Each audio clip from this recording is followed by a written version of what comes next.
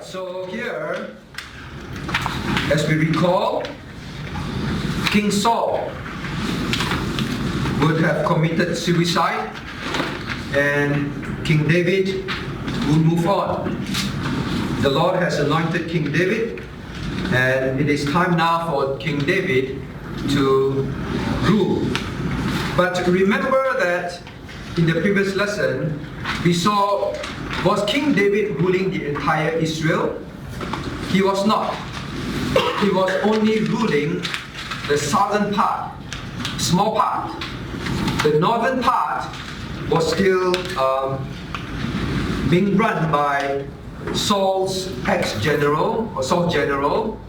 His name was Abner, right? Abner. So Abner was running that. And in fact, Abner would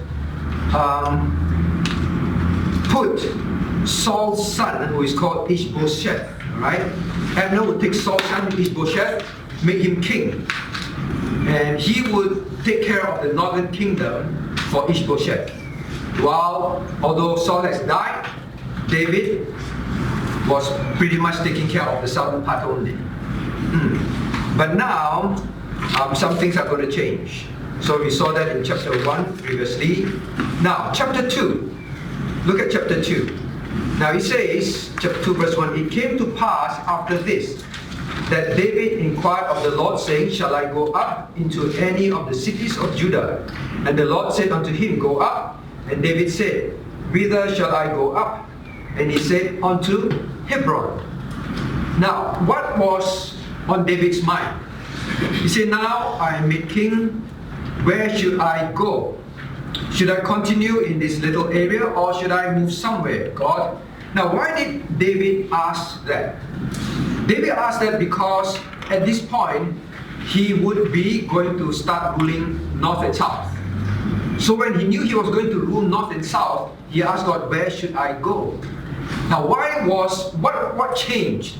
What changed to the point where David now says, okay, north and south, I'm going to rule. What changed? Why not just only south? Because in chapter 1, we will see Abner going to David to make a league with David. Alright? So we read some of that. Now, what happened? Abner was running the north for Ishbosheth, but something happened between Abner and Ishbosheth. Okay? Now we are going to study a few characters, so you've got to pay attention. We are going to study a few men in here. And then we are going to compare David's character with them. And then we have to ask ourselves, are we like David in character, or are we like this man in life? Okay? So now, here,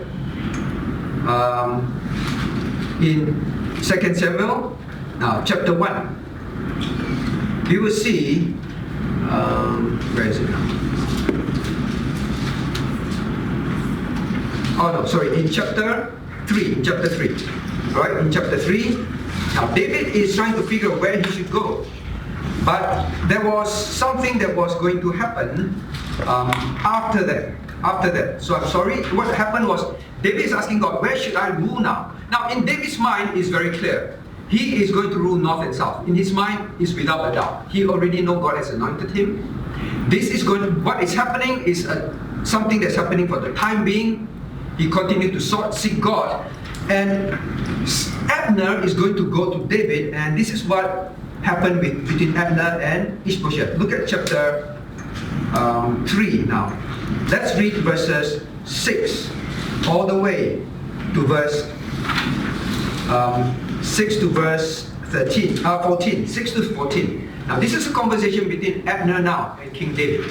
Let's read together. And it came to pass, while there was war between the house of Saul and the house of David, that Abner made himself strong for the house of Saul. Very important.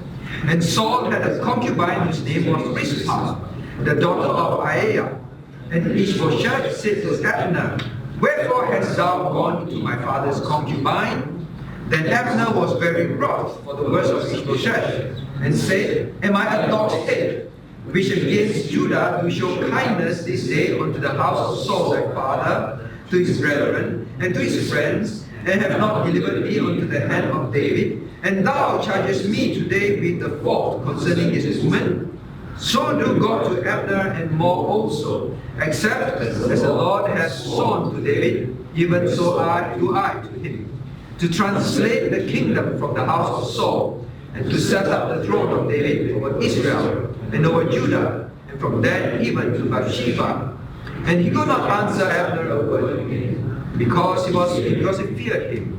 And Abner sent messages to David, saying, whose is the land? Saying also, make thy league with me, and behold, my hand shall be with thee, to bring about all Israel unto thee. And he said, well, I will make a league with thee, but one thing I require of thee, that is, thou shalt not see my face, except thou bring Rechab, Saul's daughter, when thou camest to see my face.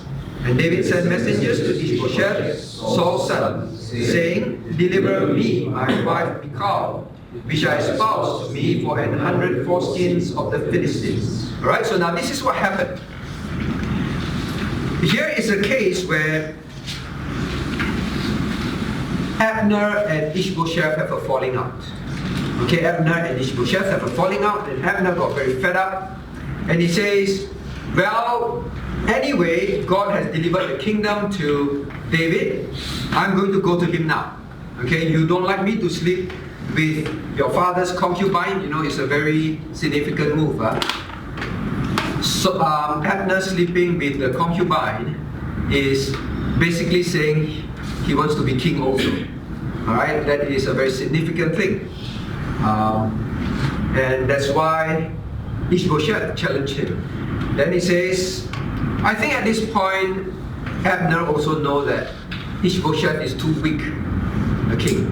Too weak. Serving him, he's not going to go anywhere. So he decided now to go to David. And say, I make a league with you, alright, David? Now, God has given the kingdom to you. Now, pay attention to this. He said, God has delivered the kingdom to you, and therefore, do this. You take me on. You forget all the things I've done against you. I put Ishbosheth on the throne. I rule the north. I make sure that I stand against you, so that you can't take the north. But you forget all those things. We make a league, alright? You put the past behind. And what I'll do for you, David, is this. I'll go get all the northern elders. I'll gather them, and I'll ask them to come under you. Alright, so how about that, David? And David says this. Can, but before I agree, before I see you again, I want Michal back. Remember Michal? King Saul didn't want David to be king, right? So he purposely take the daughter and make her marry another man. Right? It is to basically tell the whole kingdom, David won't be king. He's not my son-in-law anymore. Alright, so he purposely did that. So David said, alright, you must bring Michal back to me. Now I'm telling you all this story first. Then we're going to analyze the character. Okay, then we're going to analyze the character. So here is one character called Abner. Okay, one character called Abner. Now, there are some things about Abner that we need to know. Is he all bad? Is he all bad? You look at chapter 2. Now, chapter 2, there was this situation where David's general, what's his name?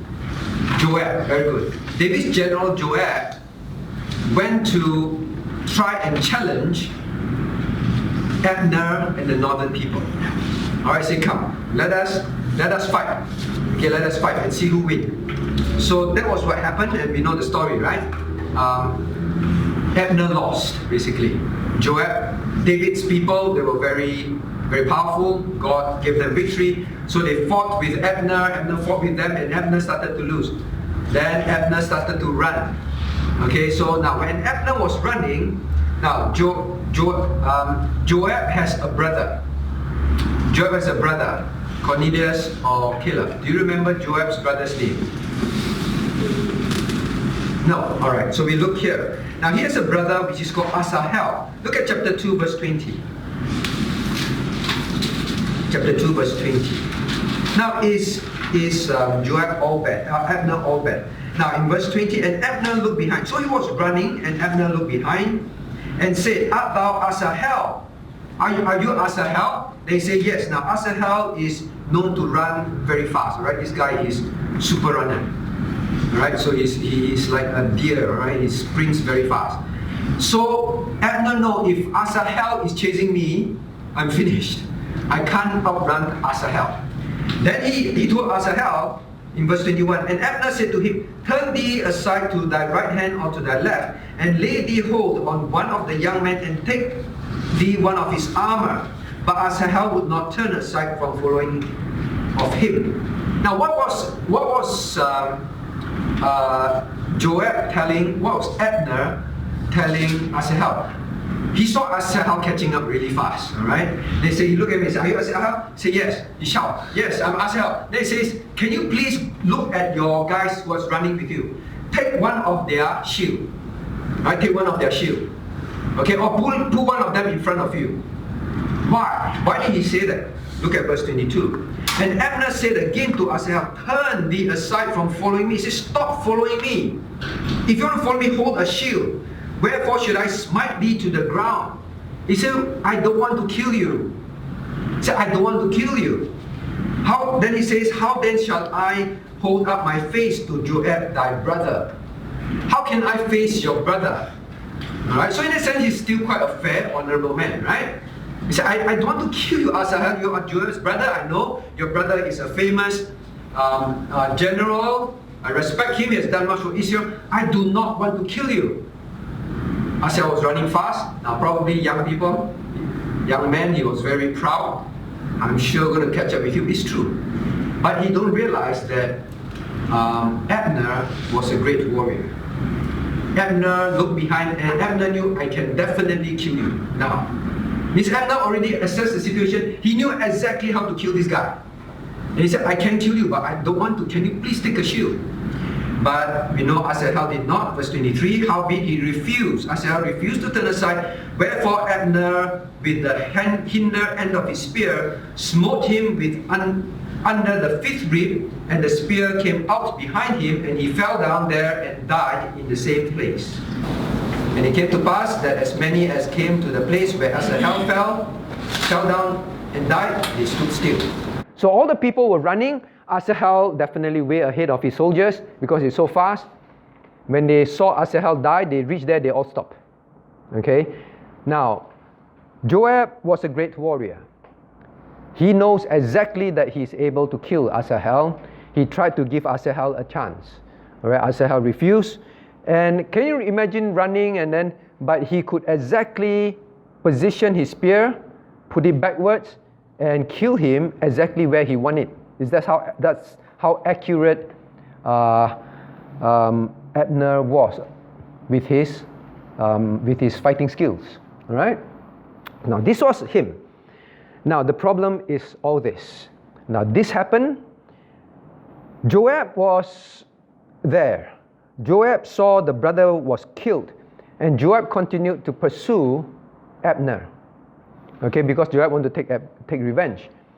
But now look at verse 26.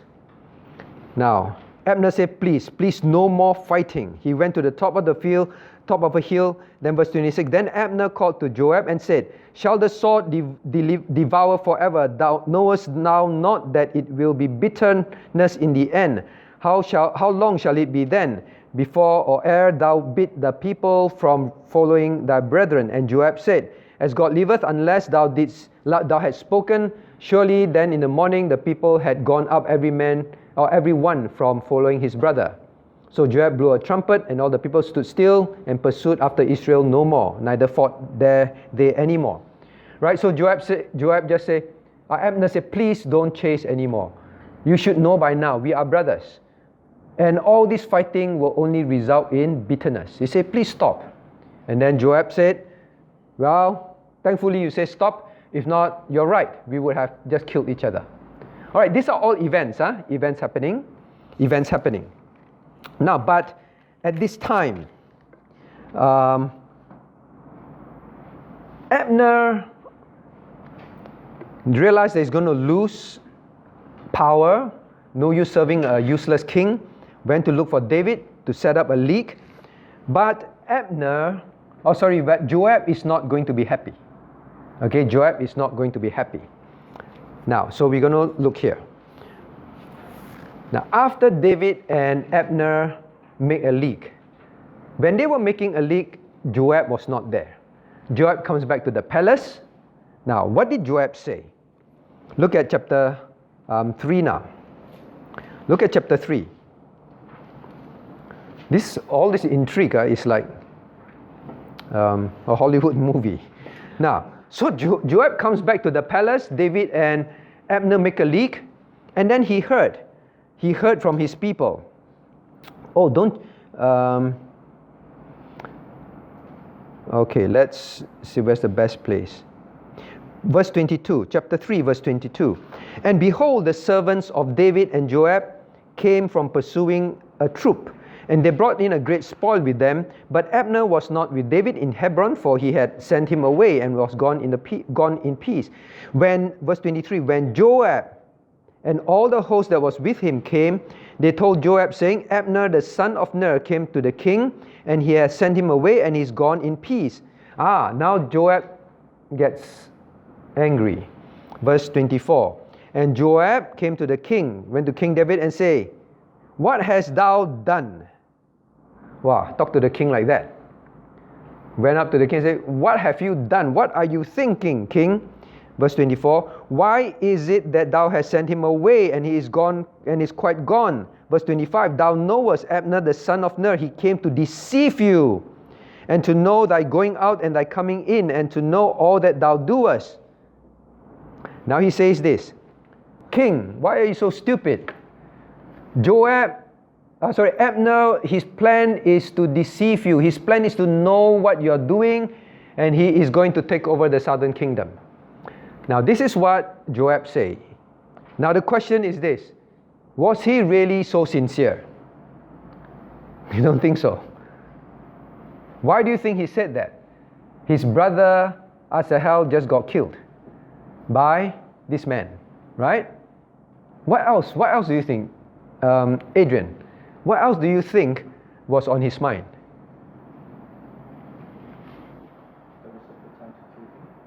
Yes, it's a good time to kill him because he killed his brother. Definitely. He said, King, you should have stopped him, you should have killed him. Because he ran the northern kingdom, and if you kill him, we can take over the whole kingdom. Why are you so stupid? But do you think that's the only reason? Caleb? What else if you were Joab? Why would you not want Abner to be around? Eh? All right. Competition. Joab was a capable warrior. Abner was a capable warrior. He ran the northern kingdom for some years. This is not a small man.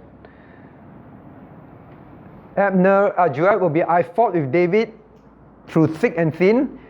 I chose to be with David, went through the wilderness with him.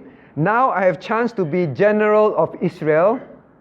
Here, David just made a league with another general. Now he is a threat to me. Now you will notice that this is not the first time he felt threatened. Now we know the story. Caleb, Cornelius, do you know the story? What did Abner do? What did Joab do to Abner?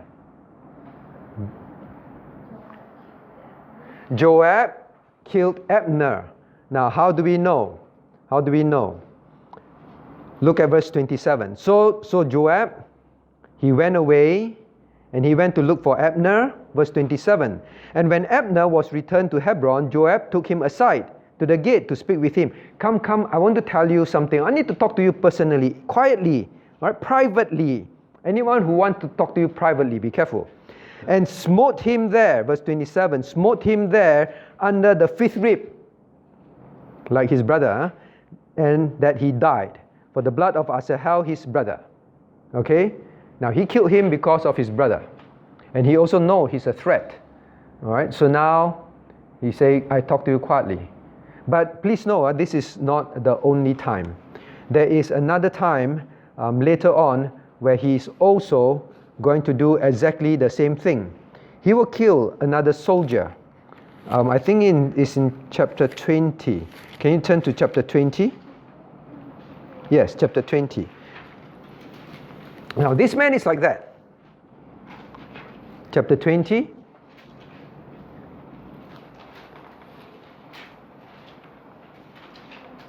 Now, this man is like that. Chapter 20. We study all these men first. So, look at verse 4. Now, in verse 4, now David told this man, that, all right, King David said to Amasa, so this man is Amasa. Now he says, assemble me the men of Judah within 3 days, and be thou there present. Now, this is a very big job. He said, gather whole Judah. Means David is looking to him to lead Israel's army. Understand that? Big army.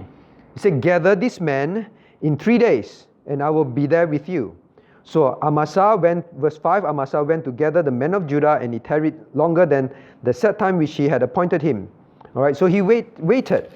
Now, this man, Joab, is going to hear about this in verse 7. And there went out after him Joab's men. Okay, and then you look at, again, verse 9. Now, what did Joab do? In fact, you look at verse 8 first. When they were at the great stone which is in Gibeon, Amasa went before them, and Joab's garment that he put on was girded with him, and put upon it a girdle with a sword fastened upon his loins, and the sheath thereof. And as he went forth, it fell out. And Joab said to Amasa, art thou in health, my brother? And Joab said, how are you? How have you been? How's your health? Another reason to be worried when people ask about that. I ask you, how's your health all the time? Now, and Joab took Amasa by the beard, and with the right hand to kiss him. Again, very dangerous. Judas. But Amasa took no heed to the sword that was in Joab's hand. Wow, very deceptive. So he smote him therewith in the 5th rib, and shut his bowels to the ground, and struck him not again, and he died. So Joab and Abishai his brother pursued after Sheba, and so on and so on and so on. This is the second time. Joab does not like competition. Joab does not like to be under threat. He fought so hard all his life to be general of Israel. He took a chance with David. He's not about to lose that. All right, so he makes sure he removes all competition. Okay, so now we hear all this story about this man. Now, what about David? Now, in the middle of all these things, how was David's response? What was he doing? When these things were happening, how did he react? Okay, so now we want to see David compared to these people. And then we have to ask ourselves, how are we like? Okay, now David.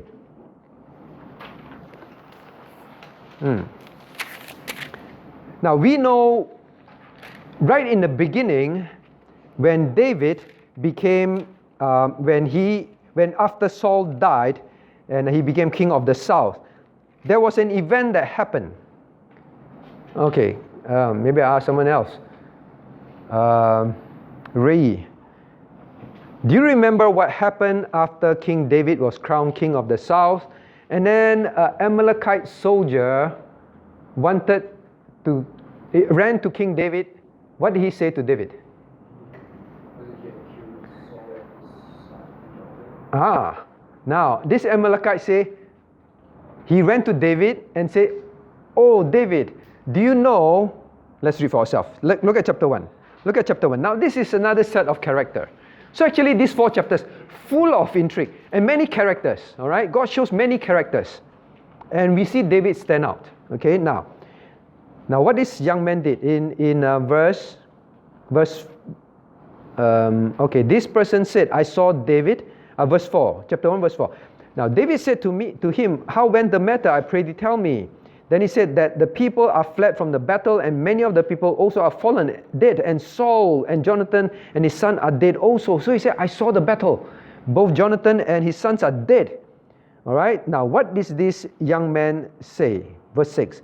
And the young man that told him said, as I happened by chance upon the mount of Gilboa, behold, Saul leaned upon his sword. He says Saul committed suicide. Saul poked his sword through himself. And lo, the chariots and the horsemen followed after him. He said, but the enemies were catching up. And he looked, and Saul looked behind, and he said, he saw me, and he called out to me. He said, oh, come here, come here. And he said, here I am. Verse 8. And Saul said to him, he said, who art thou? And I answered, I am an Amalekite. Verse 9. He said unto me again, stand, I pray thee, upon me, and slay me, for my anguish is come upon me, because my life is yet whole in me. And he said, oh, Saul asked me to kill him. He could not die. He said, please kill me. Verse 10. So I stood upon him and slew him, because I was sure that he could not live after that he was fallen. And I took the crown that was upon his head and the bracelet that was on his arm, and I brought them hither unto my Lord.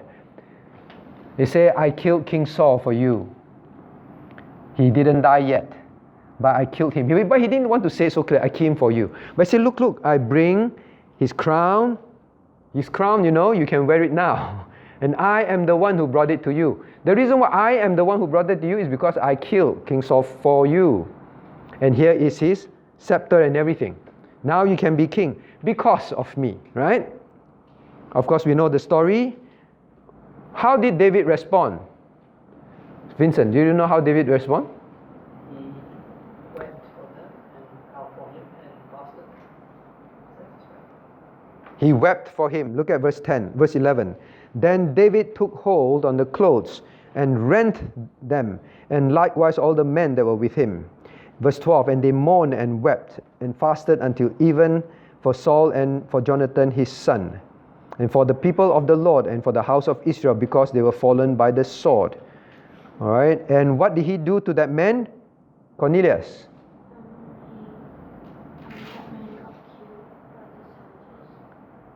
All right, did David say, well done, young man? No. Look at verse 15. And David called one of the young men and said, go near and fall upon him.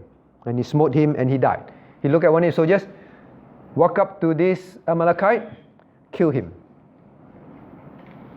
Now, how would we normally respond? Is this the only time David will respond like that? Maybe one time. Okay, maybe one time. But I want to show you David is very consistent in his behavior. All right, look at chapter 4. Chapter 4. Remember Ishbosheth? Saul's son who was running northern kingdom, or puppet king. Okay, now, puppet king was still in his way. Unless puppet king go away, then David can really assume north and south. Now, here is puppet king. Now, what happened to puppet king? Chapter 4. Chapter 4. Now, there were these two Benjamites. Verse 5. These two Benjamites, one is called Rechab and the other called Baanah. Okay, remember all their characters because we're going to do a character comparison afterwards. Verse 5. Now, and the sons of Rimmon, the Beerothite, and Rechab and Baanah went and came about in the heat of the day to the house of Ishbosheth, who lay on a bed at noon. Ishbosheth was sleeping when? Caleb. Noon time. Should you be sleeping at noon time? No, you should be doing things. Now, those of us who like to sleep until noon and all, not a good idea. Now, what did he do? This obviously shows that he's a lazy king. All right, a useless, lazy king. Idle. Verse 6. And they came thither into the midst of the house as though they would have fetched wheat. They pretend to say, I'm coming to do something. And they smote Ishbosheth under the fifth rib. Always fifth rib. Now I want to count on that. Fifth rib. All right, this fifth rib, it means that it went through and probably pierced the heart. All right, it's the vital organs. All right, the vital organs. But this will kill that guy near. But For Abner, he could run, pierce backward, and kill. That's how precise a warrior he is. So he's no small and useless man, ordinary warrior, right? So now, chapter 4 now, verse 7, and they came into the house. He lay on the bed, on his bed chamber, and they smote him and slew him. Wow, this one is different. They don't just take the crown. Huh? They smote him and slew him and beheaded him and took his head and get them away in the plain of the night. Now, why did they want to chop off his head? Now, the other guy just took the crown. This one took the head. Maybe with the crown along, all right? And then verse 8, they brought the head of Ishbosheth unto David at Hebron and said to the king, Behold, look, O king, I don't know, you want to look or not? Look, O king, the head of Ishbosheth, the son of Saul. Not enough, no, not enough, not just to say Ishbosheth, your enemy of the north, son of Saul. Saul, remember the one who was not very nice to you? And add some more, your enemy, which sought thy life. Add some more. And the Lord hath avenged my Lord. Wow, bring in the Lord's name some more.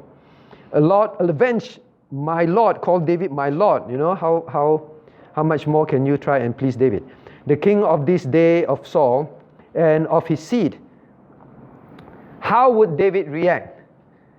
Thank you for taking care of all this for me. I'm glad you removed my enemy. No, look at verse 9. And David answered Rechab and Baanah his brother, and the sons of Rimmon, and so on and so on. And he said, As the Lord liveth. Now, I want you to notice this verse. All right? We'll come back to it. As the Lord liveth, who hath redeemed my soul out of all adversity. When one told me, now he talked about that silly Amalekite, huh? Verse 10. When one told me, the Amalekite, the last time he told me, saying, Behold, Saul is dead, thinking to have brought good tidings, I took hold of him and slew him in Ziklag, who thought that I would have given him a reward for his tidings. This man, this Amalekite, thought I would be happy that you killed my enemy. He thought that I would have rewarded him. And I tell you what I did, I killed him. Verse 11. How much more when wicked men have slain a righteous person in his own house upon his own bed? Shall I not therefore now require the blood of your hand and take you away from the earth? Same thing, verse 12, David commanded his young men, and they slew him. Now, they slew him how? They slew them and cut off their hands, their feet, hanged them over the pool in the Hebron.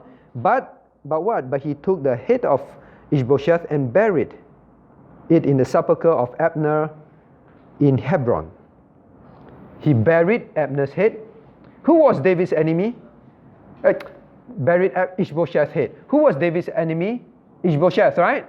Was David's enemy these two jokers who go and kill? They know, do you a favor, you know. But instead, he buried Ishbosheth, his enemy, and hang. By the way, I was preparing this. Sunday, the young people asked the question about cremation and about burial. So I was explaining to them, you know, it's in our constitution. Those of you who are members, you have read the constitution. It's in our constitution. We only do burial. Okay, we do not do funerals for cremation. All right, for cremation. So I showed them many verses. You know why, right? Many verses in the Bible. God always shows the believers to be buried. A good end is burial. When David want a good end for Ishbosheth, he buried Ishbosheth, understand? But he hanged those people. Okay? Now, in the Bible, dying by or being burnt, God mentions it only for the wicked people. Understand that? Only for the wicked. Everyone else that is his people, always burial. Only the wicked. And God says, I'll send fire to the wicked. So that's why we follow what the Lord shows in the Word. Burial, God's people, burial. Now I was thinking here, now, actually burning is the worst possible kind of pagan practice. The pagans practice that. And God says, please don't do that. Whether your children, whether after you die, do not burn. Okay?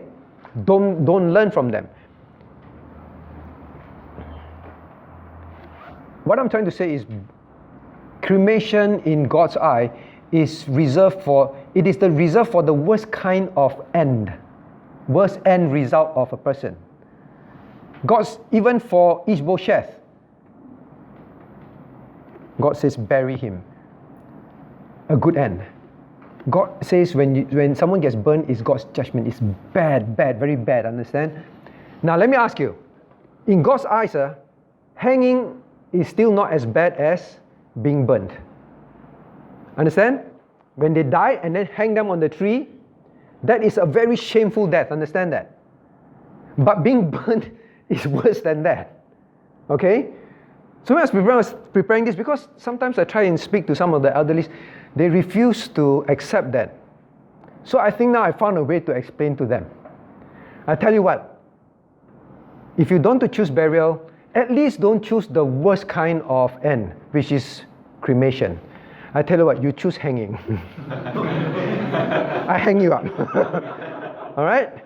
Even for wicked men, God says, do terrible things to them. Hang them up. The kings know a wicked end for wicked people, hang them up. They didn't go to the stage of burning them. Burning them is worse. It's worse. At least they don't burn them. I hope they will then understand, okay, I understand now. Bury me. I say, will you want to be hung or not? No, if you don't want to be hung, if you don't want your body to be hung, why do you want it to be burnt, which in God's eyes is worse than being hung? I hope you follow the argument. Alright, so now he hung them up, but he buried Ishbosheth. Now, have we learned something about David? Okay, so now I told you all the stories already. Now we start to look at these people's life. Okay? Now I want to say one thing before we start all this. We studied 1 Samuel for a long time, right? Throughout 1 Samuel, David was going through good life? No. Persecution. After persecution, running, hiding in caves, very tough life. And we saw a wonderful David, right?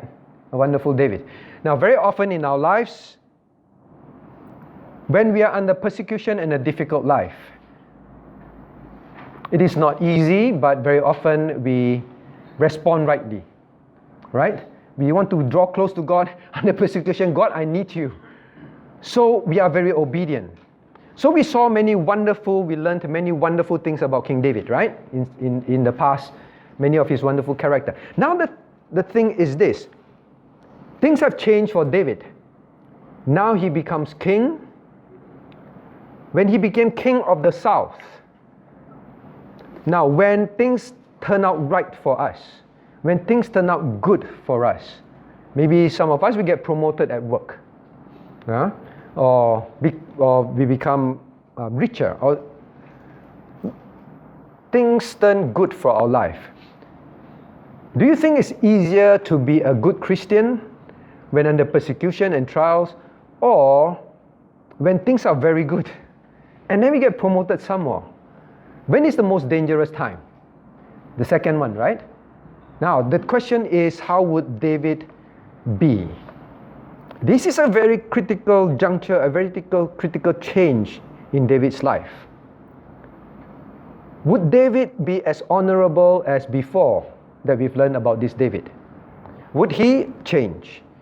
When he became king of the south, when he became king of the north and south, what was David like? And the second question, the end, we're going to ask, why was David, we saw he acted honourably, right? The question is, when we get promoted, or when things are good in our life, what would keep us honourable? We want to learn from David, number one. And what are honourable responses? Okay? We want to learn from David's life. What are some of this behavior by David and by less honourable men? Okay, so we want to see that. So the temptation is great, but David responded well. First of all, is about this Amalekite. David, I got rid of your enemy. Now, David was not very grateful. Oh, thank you for killing them. Let me reward you. No, David said, you better watch out. All right, and in fact, David killed them. Okay, now I want you to turn to 2 Samuel chapter 1. Listen to what David said to them. What did David say to this Amalekite? Chapter 1, verse 14.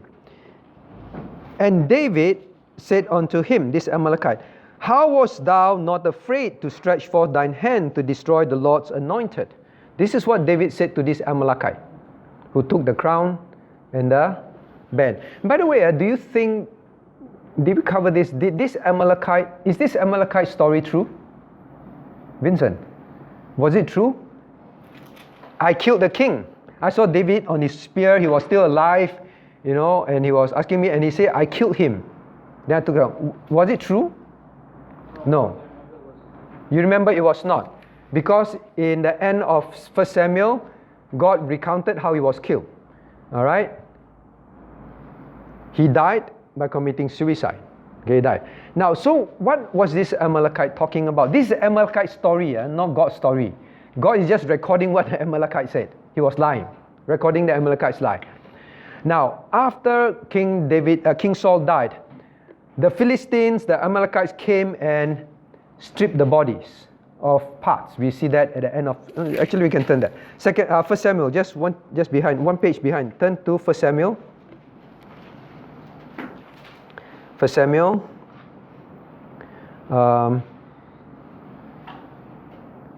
Okay, and then verse 8, right? And it came, 1 Samuel chapter 31, and it came, verse 8, and it came to pass on the morrow, when the Philistines came, to strip the slain. They found Saul and his 3 sons fallen in the mount, and they cut off his head, and stripped his armor, and sent them into the land of the Philistines round about, and so on, right? Now, the Philistines came and they do this. Always afterward, they strip them, take their parts, take their gold and whatever. So this Amalekite must have been among these Philistines. He might have been one of those that reached, saw King Saul on his spear, quickly take his crown, take his armband, take whatever, and he ran first. All right, while people were stripping, and he quickly went to David. So now, you have to think of this character, and we have to ask ourselves, are we like that? The moment he saw, wow, this is an opportunity for me, he thought very fast. Very quickly, ideas came to his mind. Now I'm alone now, no? If I can take all this, especially the crown, bring it to David, this is going to look really good for me. Right? My future is made. He's probably saying, wow, this is a great opportunity. What do we call these people? Opportunist. Opportunist. Was David an opportunist? David had many opportunities early on, right? To kill King Saul. He never took it. Now, we have to be very careful for ourselves. Whenever we are in a situation, whenever we see something, hear something that can bring positive advantages to us. Now, we have to ask ourselves, how are we going to respond? Because these things are going to often happen in our life. It could be at work. You see a chance, someone did something wrong, or you see a chance to promote yourself by exposing something or by doing something. What would our behavior be? Cornelius and Caleb. If you see your brother do something, I'm going to tell daddy when he comes home, so it makes me look good. Now, this man was like that. All right, so we don't do that. It's not honourable. All right, now this man was like that, and now I want us to remember one thing. People like that, let me ask you this way. He said, okay, wow, great opportunity. I bring all this to King David. Now, people who have this kind of character, if we are of character like that, actually, what makes us do that? What makes us do that? Edward? Depend on ourselves. We depend on ourselves. Okay, let me ask the question this way. What makes people do these things? Yes, easy reward. But why he bring it to King David? Why? Selfish, correct. I'm not good at asking questions. Now, he brought it to King David, expecting what? Expecting reward, right? Now, why do people like that, why do we, when we are like that, do things like that? Ben, when we do things like that, what are we thinking? Is reward and all that correct? But what are we thinking about other people? Now, too much of a hint already. Benefit yourself, right? Yes, to benefit yourself, but... Say again? Exactly. We think that other people are also like that. Do you understand that? Don't be people like that. He thought that King David is like him. He thought that King David is also an opportunist. He thought that King David is as small, 小人 in Mandarin, as small and like this kind of low-down character like him. He failed to know David as the honourable man. David responded the opposite way. Alright? Now what I want us to learn is David's honourable character. Don't be, if you're as David, don't be people like that. When people bring this kind of opportunistic thing to us, respond very carefully. Think very carefully. Am I like him? You are the Amalekite? The same. Don't do things like that, assuming that people are also like us. Be honourable. Alright? Be honourable. David was honourable in the sense that he was not someone who was an opportunist. Great, you do this, be on my side. If anyone do any favour for you, how should you respond?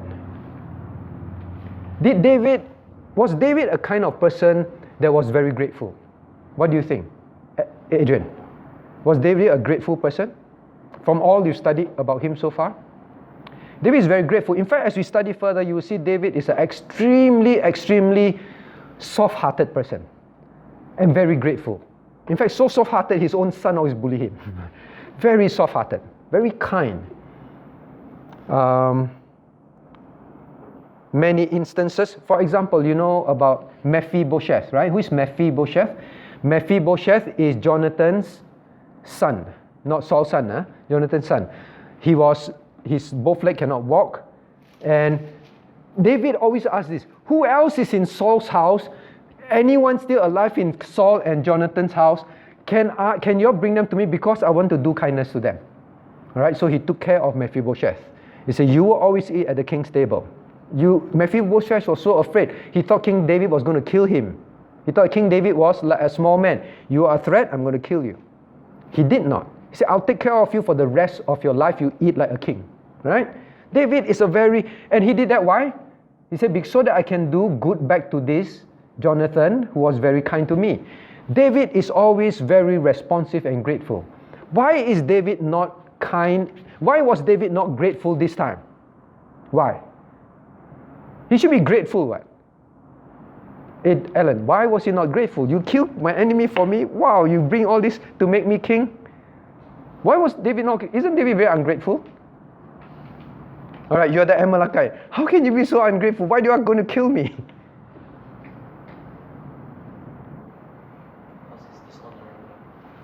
It's dishonorable. Now, be very careful in how we respond in gratefulness. Learn from David. An honorable person does not just repay favors just because people do us favors. Understand that. Where favor is due, honorable, righteous favor, we make sure that we are grateful and go even further to repay. Understand that? But some people have a strange concept. They think that being honorable means this. As long as you've done me a favor, now no matter what you have done, if it is a favor to me, I should be grateful. Is that true honor? It is not. So I want us to learn this very important principle. Because sometimes we can be grateful, we think it's honourable to be grateful, and it is, without weighing whether it's right or wrong. Now, this is a hard lesson because sometimes in life you'll be called upon that. I shared this with you before. I had a colleague who always supported this manager of mine, always supported him, right? One of the directors. And one day he got in trouble in the company, and he might get fired. And he went up to this director and say, "You support me, right? All this while I've been supporting you, through thick and thin." And it's true. They went through many difficult times in the company to achieve many things together. And say, "So you're going to support me all the way for this?" And this other guy was a Christian. And he says, "I will support you as long as it is not something that is wrong in the company." Now, this Christian got very angry. How can you, after all these years? But thank God, this director, he was a Christian also. And he said, "Yes, but I will always help you. But just because you've done all these things for me, doesn't mean that now I got to do something in return that is wrong." So we need to be sometimes very steel-hearted, understand that, very careful. In fact, it is going to be very difficult for David. Now, I want to ask you one question. Is it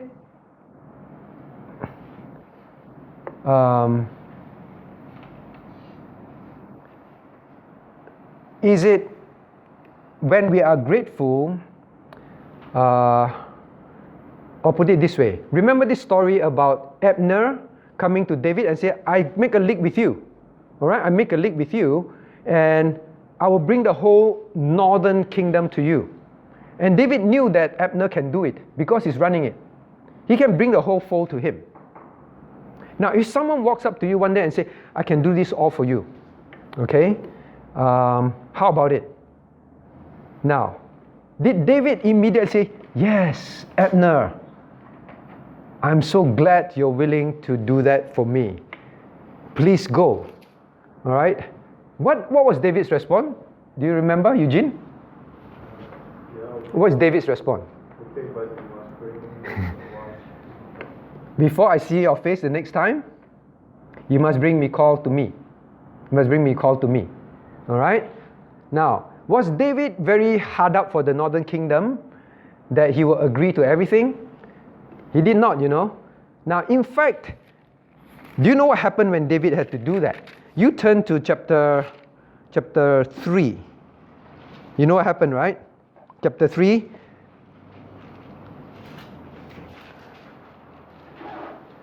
Cornelius, Caleb, do you remember what happened? David says, "Bring Michal to me." Michal was married to another man already, right? And then what happened to that man? Now we read. Verse 15 and 16. Now I will read to you. "Now Ishbosheth sent and took Michal from her husband," verse 15, "even from Phaltiel, the son of Laish, and her husband, which is Phaltiel, went with her along, weeping behind her to Bahurim, and said, Abner unto him, Go, return. And he returned." Cornelius, Caleb, do you understand what happened? The husband followed Michal, and the husband was crying and crying and crying. "Michal, don't go. Michal, don't go." And Abner said, "Go back. Go back." Crying. Cornelius, do you think David was very hard-hearted? No. But he caused another man to cry like a baby, Should David say, "Okay, never mind, okay, go home. Was David not honourable to do such a thing to a poor man who loves the wife so much? He said, "No, Michal must come back first. Don't talk about the northern kingdom, Michal, come back first." Now, what do you think is the lesson, Sujin? Because people who look at that, now we look at all this and say, "Wow, right thing to do, right thing to do." But you bring yourself back then, and you see David say, "Michal, come back first." Then you all hear. And then you hear, "Oh, that poor husband crying like that." David, you're not a very honourable king lah. You got 2-3 wives already. You know, let him have one wife. David, you're not a very kind, honourable man. Was David not honourable? Was he not kind? Remember I say, David was extremely kind. David is always very kind. Kind until his people sometimes cannot stand him. But he was very hard. Come back. Do you think he was unkind? Perhaps he's trying to do he's trying to do what God wants him to do first. He was trying to do what God wants him to do first. Okay, what do you mean by that? What does God want him to do first? You are right. The question is, are you right or are you guessing right? Guessing right. So what do you think? Because sometimes people think kind, honourable men do not do this type of things. Dev, what do you think? Was it unkind of David? He said that because he wanted to do what God wanted him to do first. I'm not sure if that was what God wanted to do. Because there's nothing written there. Correct? Nothing written. Okay? But I think probably I would say it was rightful of David to ask for his wife. He earned his wife. Because? He earned his wife. He earned his wife because he killed how many Philistines and so on to get this wife, right? Yeah. Probably, I don't know, maybe we are guessing now. Maybe David knew Abner was powerful and he was testing whether he can really deliver what he puts his promises. Will Abner deliver on his promises? Yeah, so he delivered his promise and he gave him a feast. Okay, deliver his promise. Yeah, but I think it's an honorable thing he's doing, but he's not doing anything on the hand. Now, remember that why did King Saul give Michal away? Now, that is the question. Why? Anyone remember? Why did King Saul, Kenny Chia, why did King Saul give Michal away? Don't want David to become king. It is a statement to Israel. David will not become king. He's not my son-in-law. Right? So David have to make sure that is reversed and the entire Israel know. Right? That I am king and I'm rightfully king. Understand that? So in that sense, yes, he wants to do what God wants him to do, which is to make sure there's no more question, no more doubt. And it could be right because future, this could turn out to be a problem. He wants to get everything in place and no more challenge to his kingship later on. This can turn around, you know. So what I want to say is this. A man, when he is honourable, he's kind, does not mean that he do not end up making very difficult decisions that can make some people go through a lot of pain. Now, John, you pity this poor man crying after the wife? Yes, of course. Yes, of course. I mean, I pity him too. And maybe he didn't have a choice. I don't know. King Saul said, "You marry my daughter. I don't want him to be David's wife. You marry my daughter." Maybe he didn't have a choice and to marry her. Huh? But in reality, actually, this man should he have married Michal? Should he have or not? Rei, should he have married Michal?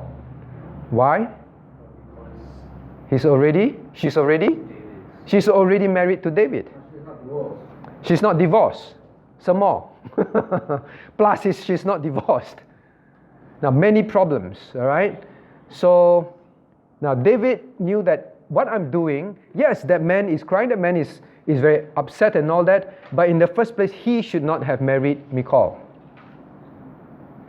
What this man go through, I won't say David say he deserve it, but David know that is wrong, that is wrong. I cannot weaken my heart and say, never mind, then you keep Michal. It's a problem for him doing God's will. It's also a problem by saying it's okay. It's not okay. This is my wife. I must reconcile with her. Not that, okay? So many of these difficult, complex questions and things that we need to decide on in life, we have to remember an honourable person always makes decision honourably, even if it means in the eyes of some people it looks like very hard-hearted. Understand that? It's very difficult. I would, from all we see about David's life, I think I can safely imagine it was also quite difficult for David to know that this grown-up man cry. David is always very soft-hearted, all right? To see all that, but he says, no, I got to stick by this decision. Fathers, husbands, now we come to men. Fathers, husbands, leaders in church, very often decisions like that. We cannot think that I'm not being kind or honourable. We have to weigh it very carefully. If it is the right thing, we have to do it. Now that is honourable. Okay? Honourable to who? To God. Honourable, righteous honour. Okay? Not easy. Not easy. Now, so the next thing. So that's another thing about David. Now, David was one of those who does not say good riddance. You know what's good riddance? Oh, all my enemies gone. Good riddance. In fact, they should have died earlier. David never said that. David treated them honorably. David gave them proper burials. David mourned for them. That's an honorable man. Honorable behavior. But the question still remains. So you think very carefully. Why was David like that? You say, I want to be like that. What made David like that? Okay, I will ask you afterwards. Because we read the verses, I hope you already noticed. Did David kill Ishbosheth? No. The northern kingdom, the barrier is Ishbosheth. If David killed Ishbosheth, which no one will blink an eye, David honorably made sure he did not kill Ishbosheth. Just like he did not kill King Saul. Alright, just like he did not kill King Saul. Now, what about his response with Abner? That is the question. So now you are David. You have people who come to you with this kind of thing. Hey friend, you know what I did for you? I got rid of that person at work for you, you know. I sabotaged him. Now he can be boss. How is your response? Oh, come, let me buy you coffee. And from now onwards, we are buddy for life. No, respond rightly. Right? This kind of temptation will come. In fact, be very careful when people do that for you, because they will do that to you one day. Be careful of friends like that. Or, so we have the Amalekite and that 2%, that was the behavior of David. Now, Abner, when it came to Abner, David's honorable behavior was this. Did David hold a grudge against Abner? David did not. David did not say, Abner, you disobedient Israelite, you should know I should be king, and for these few years, you go and support Ishbosheth in the north, you know. In fact, since you're in front of me, I might as well kill you. No, right? When he bargained with King David, I tell you what, you forget the past, all right? I make a league with you, you forget the past, and I do this for you. How about that? David said, can. But get all this right for me. All right? Well, now what does that show about David? Kenny Tan, what does that show about David? Someone sabo you all his life. And then comes to you and say, Kenny, can we forget the past? All right, Kenny, tell you what, I do this for you. And what he wants to do for David is not wicked. Is it wicked? No, right? He knew that the kingdom belonged to David. And he said, now I restore the kingdom to you. I know it's God's will. And he said, how about that? Correct. What was in David's character? David was a forgiving person. David was honorable. He does not hold grudge. He does not hold grudges. He said, all right, if you're sincere, I will work with you. Okay, actually, how does he test whether he can work with him or not. As Brother Dev just now pointed out, it's not so much about his ability to deliver. I think David knew that this guy is on control of the nation. He wants to take Michal back, he'll take Michal back. All right? In fact, Abner told Phaltiel, right, go home. He knows this guy can do it. But the question is this: is he genuine that he will truly do the right thing for David and will obey David? That was the test. I don't want to see you until you do this. I don't want to see you until you do this. Means to bring Michal back means you really acknowledge that I'm king and you are going to bring Michal back to me. You're not going to pretend, no? All right? So bringing Michal back was a test of his sincerity in saying, really, forgive me. This time I'll work with you. So, you know, sometimes we are very quick to be honourable. That's good, but don't be foolishly honourable. You know what it means? It means we need to be wisely honourable. We need to be very wise. Think very carefully before we very quickly hold hands and make leak. Is the person genuine, sincere? And this is a genuine case. But if it is, be like David. David immediately tests and say, I'm ready. David was sincere. He was genuine. All right? So, learn that also. I think there are many lessons to learn because we are going to face many of these situations at work, you know. Many of these situations at home also. When we face all this, behave honorably but not blindly. That's what I'm trying to say. Okay, now, that was his behavior towards Abner. Should I talk about this now also? Maybe I should. Now, what about David's response to Joab? What do you think?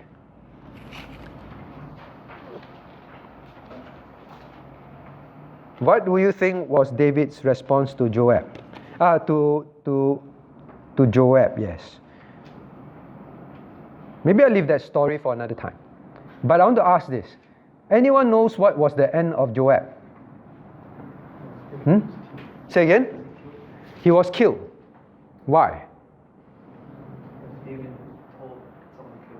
David told someone to kill Joab. Say again? David called who to kill Joab? David called Solomon to kill Joab. All right, please. Don't let his whole head go down the grave peacefully. Now, you turn to 1 Kings chapter 2. Now, David is not a silly man when it comes to being honorable. All right? 1 Kings chapter 2. 1 Kings chapter 2. Now, 1 Kings chapter 2. Let's read verses 5 to 7 together. Reading. Moreover, thou knowest also what Joab the son of Zeruiah did to me, and what he did to the two captains of the host of Israel, to Abner and the son of Ner, and unto Amasa the son of Jether, whom he slew and shed the blood of war in peace, and put the blood of war upon his girdle, and was about his loins, and his shoes, they were on his feet. Do therefore according to thy wisdom, and let not his hoar head go down to the grave in peace. Now he told his son Solomon to watch out for Joab. That is correct. He didn't say kill him, but he said watch him very carefully, control him, don't let him loose and do what he wants. That's why he said don't let his white head go to the grave in peace. All right? Make sure you don't let him do what he wants. Control him.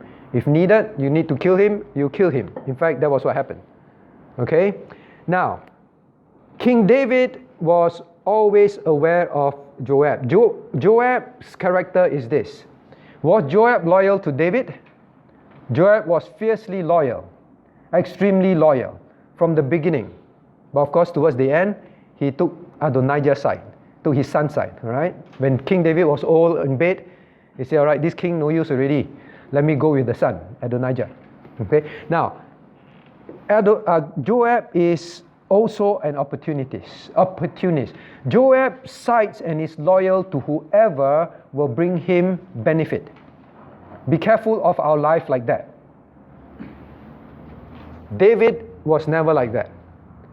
When you compare and contrast, both the generals, Joab and Abner, was the same. Who brings me benefit, I am fiercely loyal to the person. My friend, why are you loyal to anyone? At work, at church, among friends. Is it because there is benefit? Then you are loyal. Never do that. All right? Thankfully, David did have some, as we study later on, he did have some very loyal people.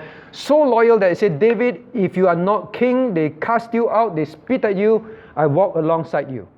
But Joab and Abner were not this kind of character. Abner, as soon as Ishbosheth, I think you're quite useless, I'm dumping you. Abner, fiercely loyal.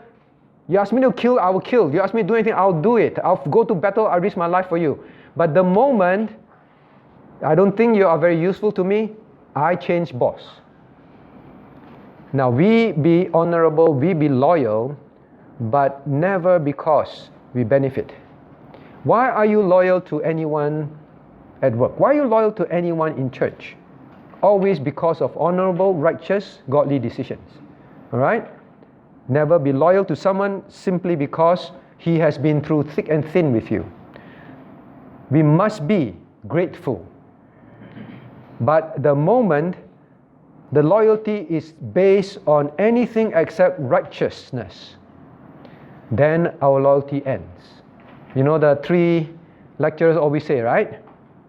The day any one of them, Dr. Koo or Dr. Quack or Dr. Koshi, denies any scriptural doctrine, their friendship and their loyalty ends. Right? Why are we loyal? What kind of loyal friends we have?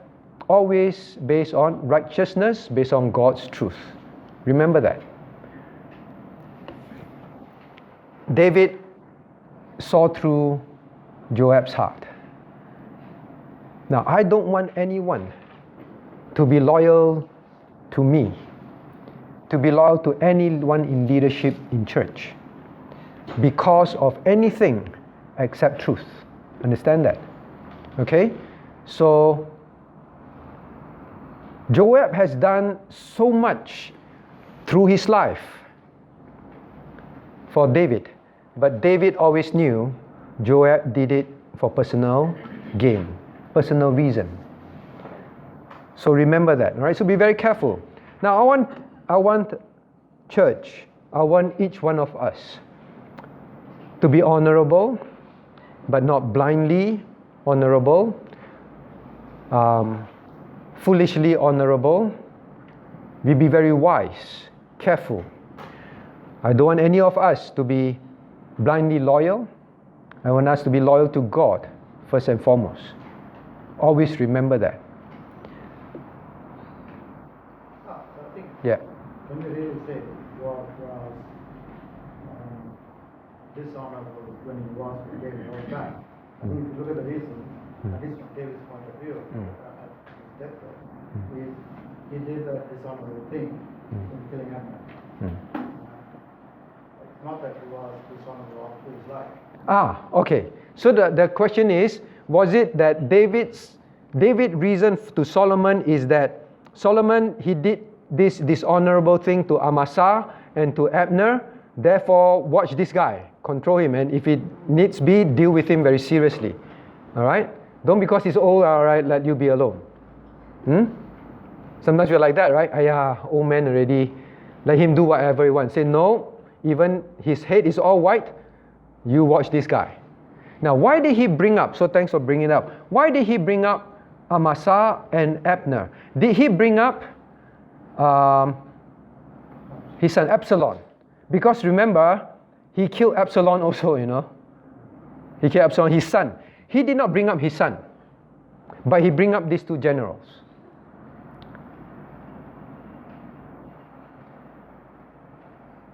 Why did he not bring up Absalom? Why? Kill him. So So the question is, when David bring them up to Saul, was he saying is simply he's not honorable, or that this man is not trustworthy, what he does? No matter how loyal he is, what he does is actually for other reasons. Killing at the time of peace. Killing at the time of peace, correct? And killing slightly. Say again? Deceitfully? Deceitfully? Now, but why don't bring up Absalom?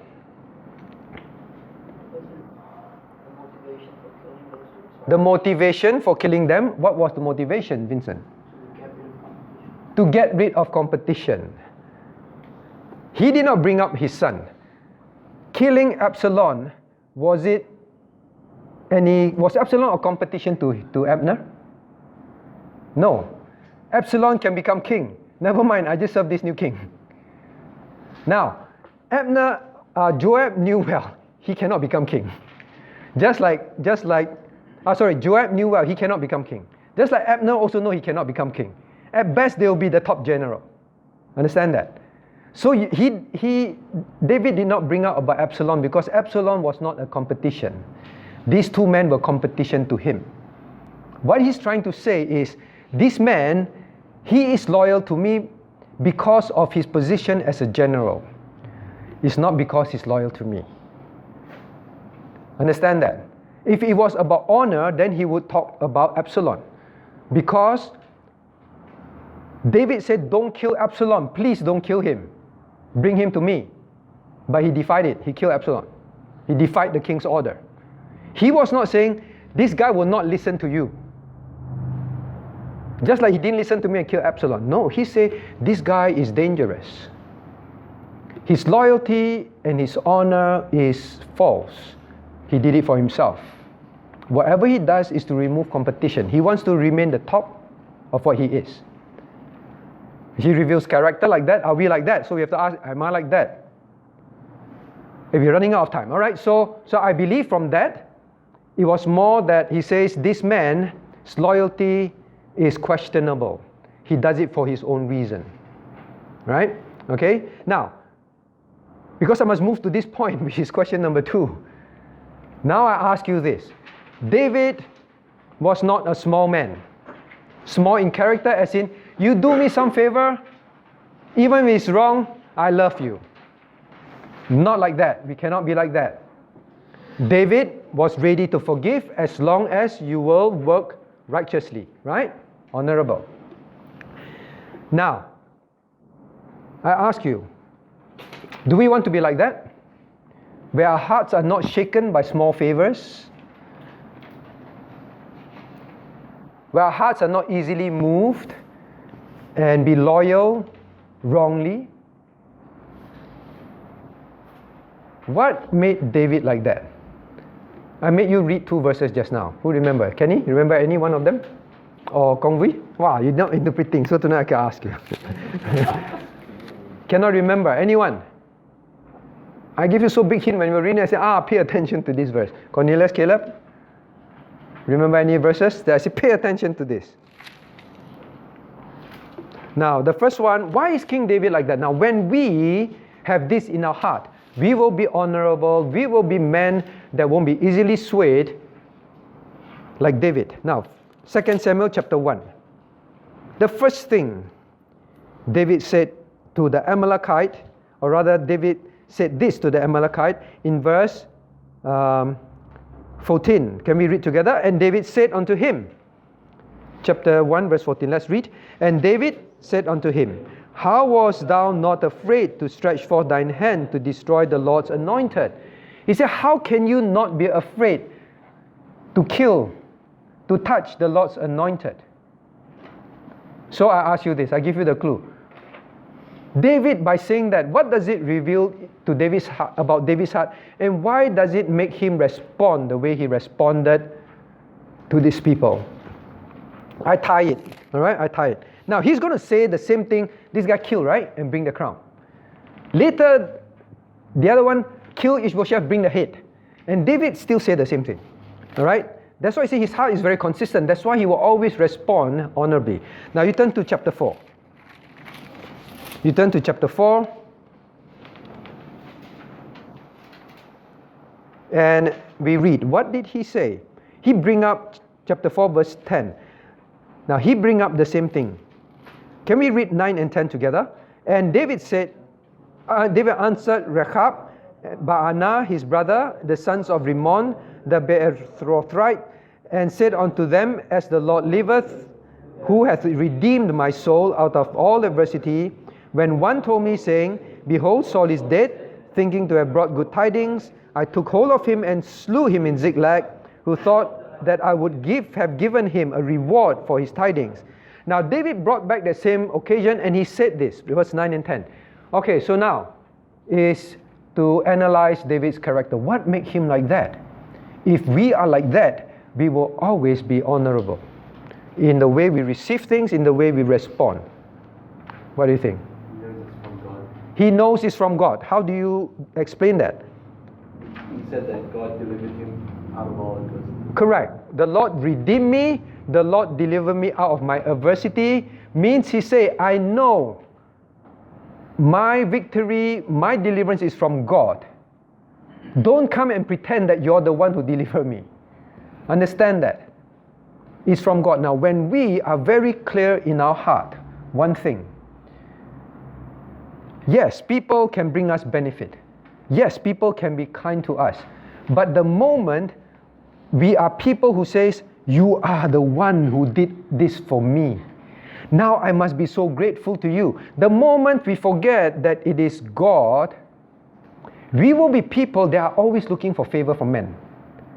Hey, do this for me, can I? Wow, you do that for me? Wow, friend, man. We will become people like that. You know, we will become people who just keep looking like that. But when you always know, no matter what happened, even if you help me, I know that God is the one who helped me. Doesn't mean we are not grateful. People who fight with us, we should be grateful insofar as they have been fighting with us honorably, righteously. In fact, I honor people who fight alongside me for the battles of the faith. Not because I'm personally grateful, but I like that person, I love that person because this person loves the Lord. As long as you love the Lord, you fight battle for the Lord, that's why we are friends for life. Understand that? Not because you're nice to me and you're fighting for me. No, you're not fighting for me. You're fighting for God's word, God's church, God's work. All right? Now, David understood that very clearly. That's at both times. How dare you touch the Lord's anointed? Means he's saying everything is God's control. Don't think that by doing the wrong thing and pleasing me, I will be grateful. All right? So that's one thing we must always remember. He understood that very clearly.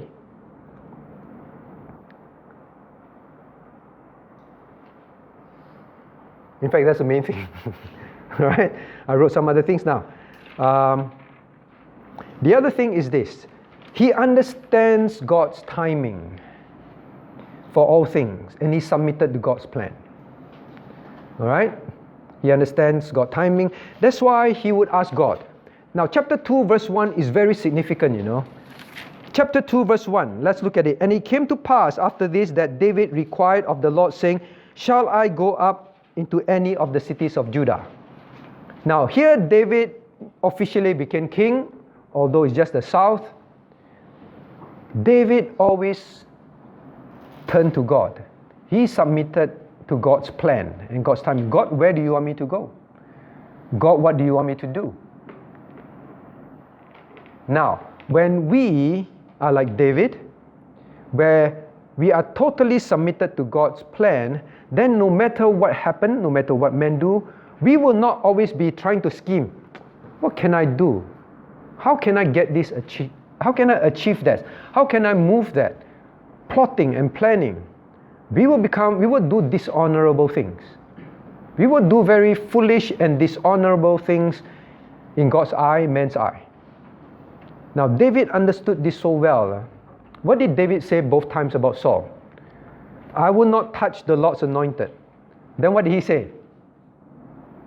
God will avenge me, right? He may die in battle, and then he died in battle. Now, David understood that men will self-destruct.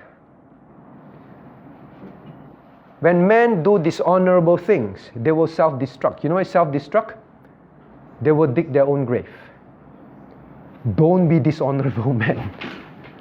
We may think that we are moving things, you know. The Amalekite thought they are moving things for themselves, right? Hey, I do this. Baanah and Rechab thought they were moving things. They were not dishonorable people, but they thought they were moving things. We will do dishonorable things. It looked like good, right? It will bring a good end. David, you become king, right? God wants you to be king, right? So always remember that. David simply says, God, if you want me to be king, I'll be king. And God, you want me to go anywhere, I'll do anything. That's all. When we are like that, we do not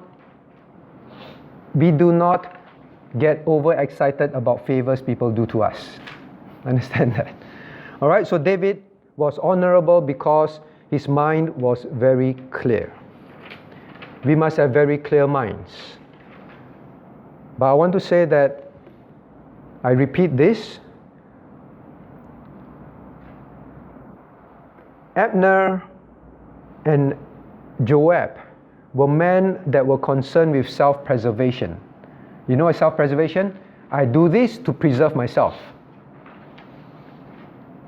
David was opposite. I'm preserved by God. If I die, I die. If I won't be, I won't be. If I will be, I will be. Now, this is the best position in life to be in, where you do not care. All you care is you're walking with God. You don't care if you become manager of your department. You don't care if you become top student in the school. To be top student in the school, what must you do? I forget your name. Shane. You're not Shane, and you don't tease me. I know it's Cornelius and Caleb. I know that's Cornelius and Caleb. I got that right already. I know starts with Joash. Now Joash. See, you didn't tell me, but I remember. Now Joash. Forgive me. I'm always. Now Joash. To be top in school, what must you do? Make sure that people are not as good as you, right? Top means someone must be second, right? So if you give away all your homework and help people, then they do all the homework and they're very good. Then you're no longer top, right? Because he has a chance to be top. Now, if you don't care, you will help everyone, right? Now, David was not about self-preservation. Understand that. Be a person where you do not care. I do not care what I become top or what. I just do what I need to do. That's it. That was David. That's why he's always honorable. These are few things that we have to remember in life. And then the last, I want to say this. Second last. Now, to be honorable, David did have to do things that would look like it hurt other people, right or not? It looked like it's very painful. The person cried and cried and cried. And sometimes our heart can become weak. Say, forget it lah. David cannot. All right? God's will for him to be king, he have to make sure everything now gets in place, done properly. And sometimes it may be difficult. But it does not mean you're not being honorable.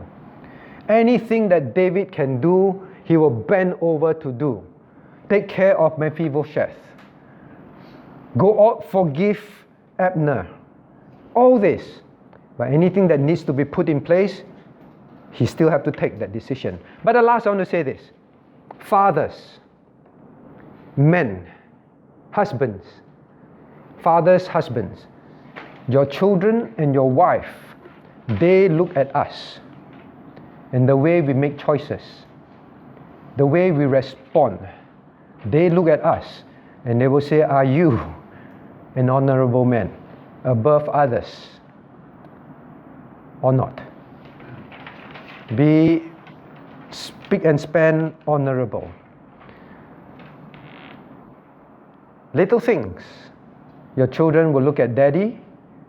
How does daddy respond? Is he honorable man?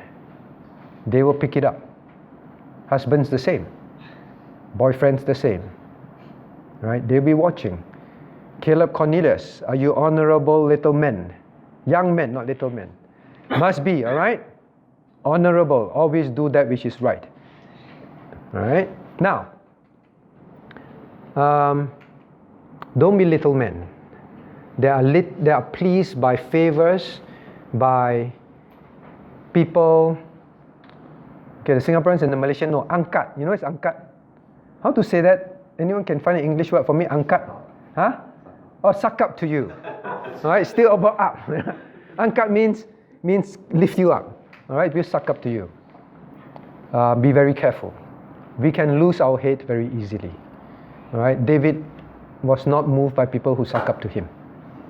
But at the same time, David always acted honorably to those that deserve honor. Alright, so I hope we learn some of these lessons. We will face this. One day, young people, you come out and work. One day, you may be promoted to your department head or manager position. Then the test will come.